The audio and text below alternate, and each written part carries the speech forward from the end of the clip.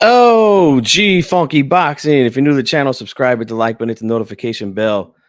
Bam Rodriguez has a special performance against Sonny Edwards. We're going to talk all about it right after the intro. Don't you go anywhere.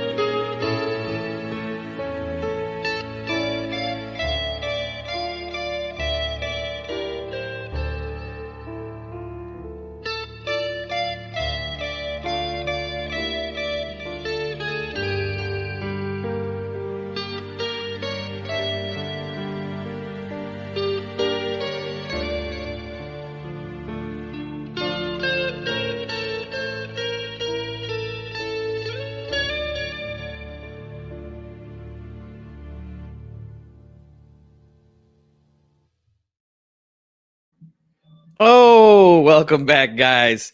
Appreciate the support as always. Don't forget hit the like button, and I'm gonna give fans a hand. All right. Appreciate all you guys for being here, coming on early. I'm on vacation for the next 2 weeks, guys. So I'm gonna be playing around with some of the times here for my lives. I know most of the time I come on late when my children go to sleep because that's really the only free time I have these days. But since we're all home now for the next couple weeks, gonna see how things go here on the AM side of things. Now, for some of you, might not be in the AM anymore, but on the West Coast, which is where I'm at, we're on the AM still. So I'm just checking things out. But I want to know you guys' opinion on this fight. Let me know down there in the live chat what you thought about Bam Rodriguez. And but look, before we really break down what Bam did Saturday night against Sonny Edwards, who is a fantastic fighter, by the way. Um, and Lisa Bells is here. Let's give big Lisa a hand. Big sis, Lisa. I saw you shared the live on Twitter. I appreciate your support as always. Thank you so much for being here. Really one of the great boxing fans out there in the entire YouTube. Appreciate the support as always. But look, we got to say this, man. This fight was so good, man. 9 rounds of really, really good action, guys. And Sonny Edwards, even though he took a beating and was stopped for the first time in his career, put up an amazing effort against Bam Rodriguez, guys. He fought better than I thought he was going to fight. I actually going into the fight, I thought the fight wasn't going to be this entertaining. I really didn't. But turned out the fight, I enjoyed it. Now, was it Rock'em Sock'em Robots? No, it wasn't. We saw a lot of skill on display this Saturday night between Bam Rodriguez and Sonny Edwards. A lot of skill was displayed in that fight. And what I mean is, again, we know Sonny Edwards, right, is known to be the slick outside fighter, counterpuncher, right? Likes to make his opponents look really, really bad in there with his ability to move and avoid shots, right? That's what he does. Bam Rodriguez is a guy, aggressive, come forward, volume puncher, power, great footwork, right? Uses the angles a la Lomachenko, right? Fantastic, both guys, and it was a great matchup to going in. Oh, we got a super chat from Lisa. Let's give her a hand. Yes, with the 2 boxing gloves, I appreciate your support as always. And you said, yeah, you'd recommend it to others, and it was a class. Yeah, indeed it was. And Sonny, turns out Sonny ended up having, I think, a broken orbital bone, which is unfortunate, but that's part of the game. We see that happen often, part of the game. And that eye was actually starting to swell up from round 2 on. So we fought another 7 rounds with that eye in that condition. And ends up getting dropped at the end of round 9, beats the count and decides to call it a night. Couldn't take it anymore. I would imagine that a broken orbital bone would be very, very painful. I've never had that before. I've never experienced that before. So credit to Sonny, man. And he hung in there, and look, there was a lot of exchanges in this fight that he won, you know? And that's what made the fight so good, you know? And that's what also made Bam's performance so good as well, because Bam, you know, one of the things that a lot of us on here talked about, a lot of great boxing minds here, we talked about in this fight how Sonny has the ability to make a lot of guys look bad in there with his style, right? Um, some people might call it boring. I feel like in some fights that I've seen Sonny fight, it was a lot of wasted movement at times, but in those points of the fight, he was so far ahead against those opponents that it really didn't matter. Uh, so Bam, and you hit a great point here, Lisa. Yeah, the reach advantage definitely played a big role here because of that jab, that piston-like shotgun jab that Bam was shooting out there, um, was really powerful and really did the job, setting the table for the later rounds in this fight. And also the footwork of Bam. A lot of us had a feeling that that style that Sonny has was going to give Bam a lot of trouble. I was thinking, now look, I was picking Bam going into the fight to win a decision. I thought it was going to be a very close fight. I thought it was going to be one of these fights that ends in controversy, um, where a lot of fans would argue about who won the fight. Turns out that wasn't the case, because Bam worked on those things that a lot of us felt that he was deficient in, which was cutting off the ring, being the effective aggressor against a guy like Sonny Edwards, who at times we can see him moving around the ring like a fly, like a little gnat, like those little fruit flies that fly around your house sometimes, and you try to catch them and you can't. They're hard to catch. That's how he can be at times. Now, Sonny, did he fight that way? No, he didn't. Um, do I think he just stood right in the pocket with Bam and just, I didn't think he did that either. I think he just boxed smart. I think he was, in his mind, he was boxing a smart fight early on. Being that he was fighting in, on foreign soil, probably felt, moving so much would not, the judges wouldn't like that. So decided to, shorten that up a little bit, wasn't moving around so much. But he wasn't just standing there either. That didn't come until around, I think, round 6, from what I remember seeing. And I was texting back and forth with my buddy Joseph Heron. When we were watching the fight live, I was texting him, and I think it was around round 6 or so. I started to notice Sonny was looking like he was starting to get broke down a little bit. That's when he started to really stand more in the pocket and let his hands go, with Bam, to try to earn some respect. But just not enough power with Sonny, And again, not everyone is a power puncher. And look, we know you don't have to be a power puncher to win fights. I mean, look, Sonny was 20-0 going into this fight with the lack of power that he has. So you don't necessarily need to have all that power to win fights. He used his skill to try to win this fight. But Bam, again, the power, the reach, his footwork, again, cutting off the ring, shadowing Sonny's movement when Sonny was moving in there. It was a thing of beauty, man. The body attack as well was really, really good. Shooting uh, power jabs downstairs, straight left hands downstairs to Sonny's body really paid off in the late rounds, which is why you've seen Sonny standing in the later rounds instead of moving around like he normally does. Lisa here says Sonny had a lot of heart. Unfortunately, it was to his detriment. Yeah, and look, we got to give him a hand because look, this is what we ask fighters to do. Show that heart, show that determination, even when it looks like you're not going to win the fight. Yeah, continue to try hard, continue to do what you do, what got you to the dance. What's going on to Bruce Gas, Boxing Jazz, and more. Guys, check out Bruce Gas's channel if you haven't already subscribed. Great channel over there. And of course, he's a jazz man like myself. So yeah, give him a try. All right, go check him out if you haven't. He has a lot of guests on as well. They talk a lot about the history of the sport. Good channel. And then he talks about current things too. But yeah, check him out. But yeah, we got to give guys credit when they decide to show that heart.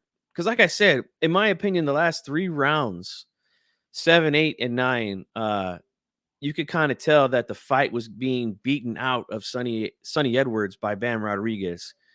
But he tried really, really hard. He was sitting down on punches, even coming forward at times and making Bam, fight off the back foot. He had Bam against the ropes a few times. He tried to rough him up right on the inside, tie him up, throw little short punches on the inside to try to inflict some damage on Bam.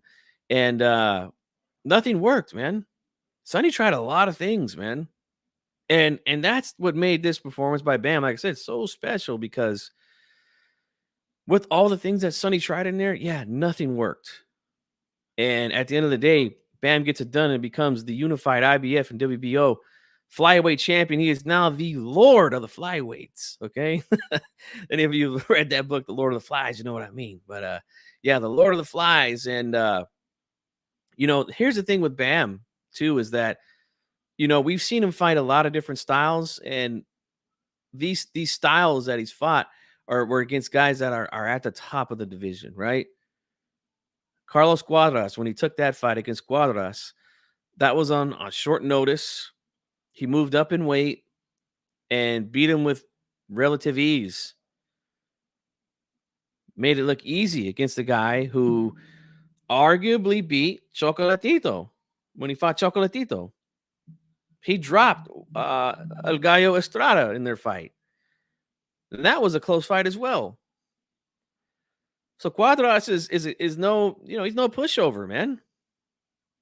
And Bam beat him in my opinion, with ease. Then he goes on to fight Sorang Visai, a guy who had, I believe, a draw with Estrada. He fought Estrada twice and then lost the second one. Beat Chocolatito twice, knocking Chocolatito out in the rematch. And Bam annihilated him. Stopped him. Bam beat the brakes off of Sorang Visai. That was a fantastic performance, right? But if we're being honest, right, as good as it was, right, Sorang Visai's, his style was a bad matchup for him, for a guy like Bam with the footwork that he has, the speed, the angles, right? That's why I gave him the headaches, and he ended up getting stopped in that fight. But this fight here against Sonny Edwards, again, a guy who rarely loses a round in a fight because his style is so difficult to deal with. He made it look very easy, guys. And that's why this performance stands above those other two that I put out there. Up to that point, those were the two best. Obviously, those were the two best opponents on Bam's career current resume. Sonny Edwards, a really good fighter. Like I said, rarely loses rounds. Again, he's so far ahead in a lot of these fights. In the late rounds, championship rounds, he doesn't even have to do much. He'll use his foot movement to move around the ring, lay against the ropes a lot of times with his hands down, against his opponents, and makes it really, really difficult on them. And again, I got to give credit where credit is due. Give a shout out to my man 97 Rough. We talked about this fight Friday, the day before, and he told me that he was picking Bam by late stoppage. And when he told me that, I was like, "Oh, damn!" I said, "I'm not picking Bam by late stoppage. I'm going to pick him to win. I think it's going to be difficult. But stoppage? No, I didn't see that. I did not see this." Al Money 231. What's going on, man? Thank you for being here. Thank you for joining me. I know it's kind of a random time, but like I said, I'm home 2 weeks, so yeah, gonna test out the times here. See what's the best fit for the channel moving forward. But yeah, when he told me that he was picking Bam by late stoppage, I was like, damn, man, I don't know. I really don't know if he's gonna stop him. I don't know if he's gonna catch him. I think he's gonna have a hard time, trapping him, getting him against the ropes or into the corners to do damage. I really thought it was gonna be one of those fights that was gonna be controversial. That's what I thought. I really thought that was gonna be the case. But man, Bam is just again, he's a special talent, man. A very special talent. And what I see going forward from here with Bam Rodriguez, you guys can let me know what you think as well in the live chat. I think they go after Estrada. I really do. And a lot was made about where this fight took place, right? And Joseph Heron and myself, we mentioned this a lot on the shows that we do together. But Joseph is from San Antonio. Bam Rodriguez is from San Antonio. So, and Joseph works with promoters in San Antonio. So he knows, the sense of the fans there in San Antonio. And he was telling me, he goes, man, we could have probably packed the Alamo Dome. We could have had 30,000 people here to see Bam Rodriguez take on Sonny Edwards, to see San Antonio's first unified world champion. And look, I think he's right. Again, not only because he obviously works in that market, but if you look at the history of San Antonio, yeah, they've packed the Alamo Dome for certain fights, I think it would have done well there. I really do. Now, Sonny was complaining about the ticket sales. Again, they're fighting in Arizona, Glendale, I believe. If you would have fought in Bam's hometown, I think it would have done a big, big crowd. I really do. But what can we do about that now? All right. We can't bitch and moan about that anymore. But the reason I bring that up is because I think with a guy like Estrada, right, who's, let's just be honest, right? He's up there in age, been in a lot of tough fights. This fight, he's the WBC world champion, I believe, currently at super flyweight. But let me check again. Yes, he is the WBC super flyweight champion. When he fought Chocolatito, I don't know why I thought that was a unification bout, but it was only for the vacant WBC super flyweight title. So he currently has that belt. He's been out over a year. I think he's looking for a big fight. And I want to give some credit again. I give credit where credit is due. I was talking with my man Lukey Boxing. Make sure you guys subscribe to Lukey Boxing here on YouTube, right? Another fantastic channel. And we were talking on the phone yesterday about, current stuff in boxing. And, I agree with him. He mentioned that could be the passing of the torch fight for Bam Rodriguez from Gallo Estrada to Bam Rodriguez. Because, I mean, let's just be honest, man. Bam's going to take over, I think, man. Now, I know there's some other good fighters in these weight classes, right? So let's check it out. Let's go to BoxRec and see. I want to get all the names right. So Junto Nakatani, right, is according to BoxRec is the number one guy at super flyweight. Ioka is there. There's the Puma from Argentina, Fernando Martinez. The Maloney brothers are there. And again, you got Gallo Estrada, who's a belt holder in that division. Those are all the fights that, of course, we all want to see.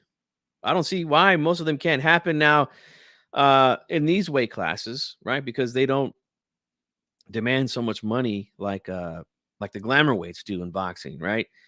It's a lot easier to make cross promotion happen with these weight classes for that reason, right? But one thing we know for sure, again, if the fight happens between Bam and Gallo Estrada, if they can bring that fight to San Antonio, I think they pack the house. I think there's a lot of fans that go to that fight again, because most of us would be thinking, yeah, this is going to be the passing of the torch to Bam Rodriguez from Estrada. And then also it's his hometown. He's going to have a lot of fans that are excited to see him. I think it's a fantastic fight that happens there.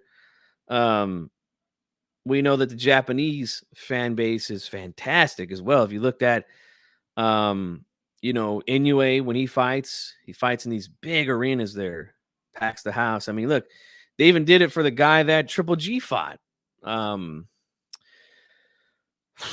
His name is slipping my mind right now. I can't remember the guy he fought before he fought Canelo. It was in Japan. And yeah, there was a big crowd for that too.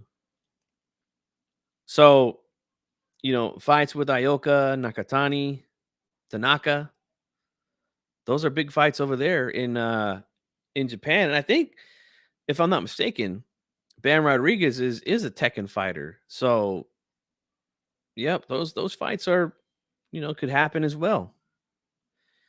We all look forward to those. Are all fantastic fights. And again, in the lower weight classes, it's not as difficult making any cross promotion fight. Now, I would love to see him fight Fernando Martinez as well, the Puma,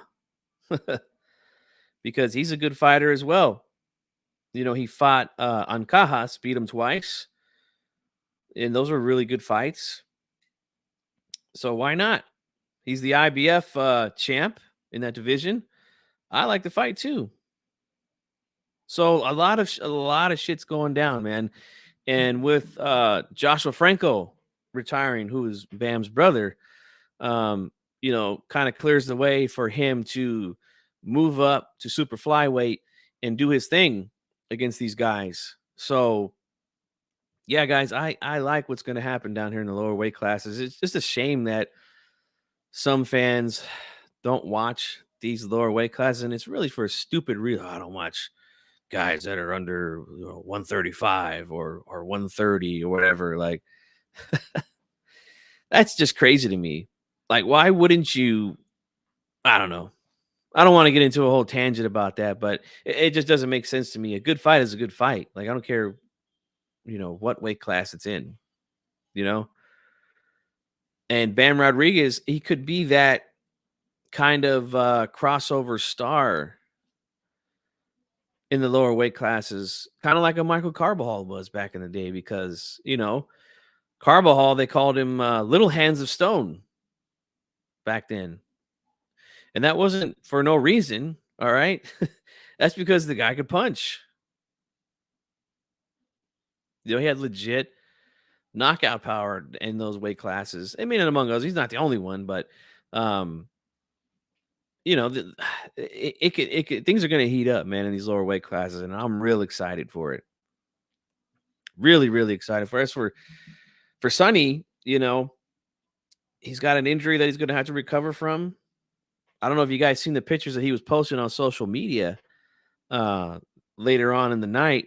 but that eye got really, really bad as time went on. Like when the fight was stopped, his eye was swollen. Obviously, you could see it, but it wasn't completely shut. By the time he was posting these pictures, I say about maybe an hour or so after the fight was over, yeah, the eye was completely shut and ballooned up. I mean, it was grotesquely swollen, really, really bad after time went on. So he's gonna be. I think he's gonna be out for a while. You don't want to take a chance with you know, if he fractured a bone in his eye, yeah, it's gonna take time to heal. So that means again, this is boxing, guys. So he's gonna be obviously back in the gym. This won't affect like his cardio or anything like that. He can hit the bag. He can do mitt work. He can do a lot of things, but sparring or anything like that, now that's out the window. Can't take a chance, possibly damaging something. So he's gonna be out for a while, man. But I really look to see him back because Sonny going into this fight, like I said, he had a tendency to do a lot of wasted movement later in his fights when he was again clearly ahead. And obviously that's not the most appealing to fight fans.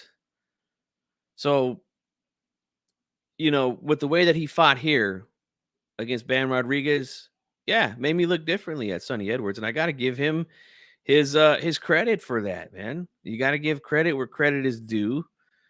He fought his ass off, man. And he was getting beat up while doing it by a much better fighter than Bam Rodriguez. Hey, what's going on to Coach Malachi? He's here. He says Bam Bam should definitely be on the pound for pound list. No, I mean, like I don't do pound for pound list, but I don't see why someone that does pound for pound list, why they wouldn't have him on there at this point. If you didn't have him on before, yeah, he should definitely be on now. Because again, Sonny Edwards, man, like I said, I did not expect him to beat him this way. A lot of us didn't. I was over at Boxing Gyms the day before. He was doing a show, and yeah, and again, they do great film study over there. Fantastic film study. And yeah, we were all kind of talking about how Sonny's style and Bam's not the greatest at breaking distance and cutting off the ring and applying the pressure, being the effective aggressor, is one of the things. And that gives a lot of people trouble. Look at Regis Prograis. He could not break distance against Devin Haney. You got to have good footwork to do that, man. And, unfortunately for Regis, him and his team, they could not make the proper adjustments from the Zorrilla fight to the Haney fight. And it showed big time. Now, as for Bam, yeah, he was able to make those adjustments. And he looked fantastic doing it, man. I really enjoyed the fight, man. I feel like the fight again, it wasn't this back and forth Gotti Ward, Castillo Corrales type of fight, but it was really, really good. I enjoyed every second of the fight. A lot of skill was on display from both fighters. They both showed a lot. And for me, I would say, man, you could put this in there for fight of the year. You could. You really could, man. It was that good for me. It was really that good. I enjoyed every second of it. But let's talk about some other things here too. Showtime had their final show uh, in boxing, headlined by David Morrell versus Edbeko. That fight ends in 2 rounds. Look, I think we all kind of knew David Morrell was probably going to blow through this guy, which he did. So, give him credit for doing what he's got to do. Who do they put him in there with, man? Who realistically, right? I mean, look, I know he called out Benavidez. Look, that fight's probably not going to happen next. But let's take a look at the division. All right, we know who's at the top of that division. I don't see those guys giving Morrell a crack anytime soon. But who could he possibly fight that would give him some resistance, that would give him some rounds, and that would kind of show us a little something about David Morrell? Because we got to be honest, guys. He's got 10 fights now, right? Let me double check that though. But I think that was his 10th fight. Yeah. And he hasn't fought a name yet. He hasn't fought anyone that's given him any resistance yet. So realistically, you know, Christian Mbili is a guy that he could possibly fight. Right? I don't think Demetrius Andrade is going to stay at super middleweight. I heard, I don't know if it's officially happened, but I heard he's going to go back down to middleweight. If anybody in the chat has heard anything different, let me know. But I haven't heard that. It's official. Maybe a Vladimir Shishkin. He's a decent fighter. He's ranked number 10 here on BoxRec, just below David Morrell, who's ranked number 9. Caleb Plant, what do you guys think? Could Plant be a future opponent for someone like David Morrell? I don't know. We know Plant would probably demand a lot of money for that fight, which would probably be the biggest hurdle in making that fight happen. I personally, I think they're going to try to make a fight with Jermall Charlo at 168 with Caleb Plant, which is a fight that I think a lot of us would want to see. There's, real bad blood there. There's real heat there between those two. So I don't know. I mean, I'm not saying that Plant's scared of Morrell. Bruce here says, how about Berlanga or Morrell? And Morrell. Oh, I don't see that happening. I mean, I would love to see it. I'm for all these fights happening, right? And don't take this the wrong way, guys. Just because I say I don't see it happening, if I see potential hurdles, yeah, that's gonna make the fight hard to happen, right? Now with Berlanga, he's fighting. Who's he fighting next? They announced who he's fighting next. Let me see. Predrag McCrory, 18-0. Yeah, I don't see them putting Berlanga in there with David Morrell. But like I said, I would take it. Lisa says, yes, anyone in the division, I want to see him fight the top guys. Should be an easy fight to make. Well, I mean, we got, again, Berlanga's a matchroom fighter now. Morrell's a guy who fights for the PBC. We know PBC just struck a deal with Amazon Prime. But I would love to see it. I'm right there with you. Networks could get in the way. Not only that, but Berlanga is probably going to demand a lot of money for that fight. Too much money. And that's probably what would happen. Hey, Denise, how you doing? Thanks for being here. And my man, Renee Box Young as well. Guys, go check out Renee. He just did a really good show this morning. I was tuned into that. I was locked into that this morning before I went live here. So, yeah, guys, go check him out. Tell the Saudis. Well, and that's the thing. I don't know if the Saudis are interested in anything other than heavyweight fights. They really haven't done a whole lot of anything that wasn't heavyweights. But look, if they wouldn't mind picking up the tab, then yeah, I'm all for it. But I think, again, realistically, I think someone like a Mbili or a Shishkin, Vladimir Shishkin, who, again, these are 2 top 10 fighters, guys. Again, this is according to BoxRec's rankings, not mine, okay?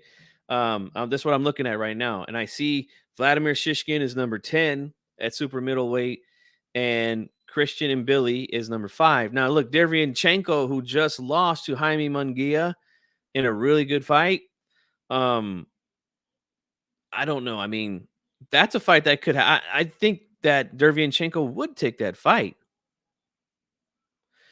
but he's a little shop worn at this point, man. I don't think that really does much, and I don't think we really see the things that we want to know about Morrell. I don't think we get those questions answered against a Derevyanchenko. But Derevyanchenko carries a name. You know, he's fought a lot of guys, so he carries a name. That's another realistic opponent.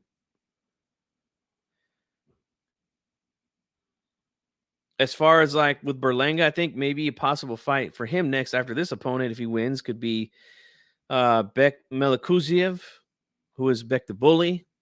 That's a possible matchup for him. I don't know if Diego Pacheco, if they're ready to put him in there anytime soon with someone like a Berlanga. These are matchroom guys, right? I'm just trying to trying to be realistic with the matchups. But look, Caleb Plant is kind of the wild card for Morrell. I think that Caleb Plant would take that fight because I think he thinks he's skilled enough to beat him. But we'll see. I think the potential for that fight not happening would be just he would just demand too much money for that fight. It's a dangerous fight. That would probably be the biggest hurdle.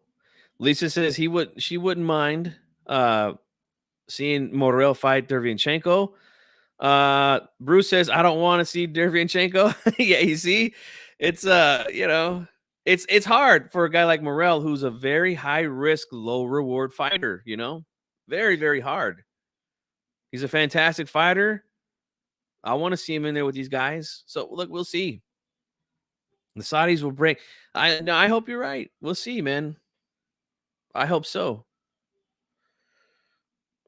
But for me, those are the two guys that stand out the most. And then Caleb Plant, if you want to throw him in there as a wild card for David Morrell. But yeah, he's badly in need of a step up fight. Badly in need of that.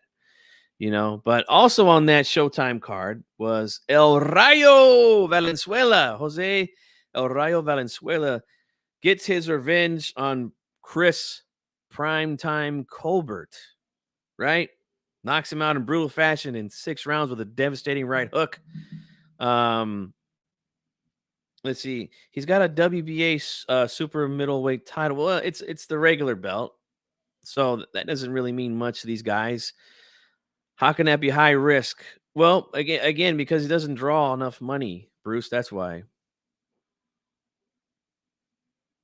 That's the unfortunate thing. I mean, they're doing some decent crowds there. He's fought a couple times at the Armory there in Minnesota, but it hasn't been sold out. So that's the problem. These guys are going to be like, well, you want me to take on this guy? Well, you're going to have to pay me. That's the way that these guys think. Regular belt or not. And I mean, look, the regular belt hasn't done anything for Morrell. What's it done for Morrell's career? I mean, we have to look at it realistically, right, Bruce? Like him having that belt, what has it done for him? It hasn't got him big paydays. It hasn't got him big names. It's done nothing for him. Only thing he's done is fight Canelo's mandatories. That's it. Or not even Canelo's mandatory, but you get what I'm saying? He's next in line for the belt, but Canelo's not going to fight him. So again, the WBA title means nothing at this point with Morrell. It's too risky. Guido, what's up, Guido? I haven't seen you in a while, bro. How you doing, man? I'm good, man. Glad to see you here. We were talking earlier about Bam Rodriguez and Sonny Edwards. Now I'm just kind of recapping the Showtime card, the last Showtime card that was on. And my man Kamikaze is here as well. Thank you guys for being here. Appreciate it. Right, I was currently talking about Morrell, who's possible for him next because he's badly in need of an opponent. And then I started to talk about the fantastic knockout from El Rayo over Primetime Colbert. Look, Colbert, he's just got to move back down to super featherweight. If he's going to continue his career in boxing, yeah, I think he's going to have to stay there. He's going to have to tune some things up, tighten some things up, I think he really played his cards badly wrong against El Rayo, the way that he was fighting. And we got to give El Rayo some credit, man. He showed a couple new wrinkles to the game. Shifting angles against Colbert when Colbert was fighting behind the high guard defense. And he was doing a really good job of peppering the guard and shooting hooks around and underneath to the body. Fantastic.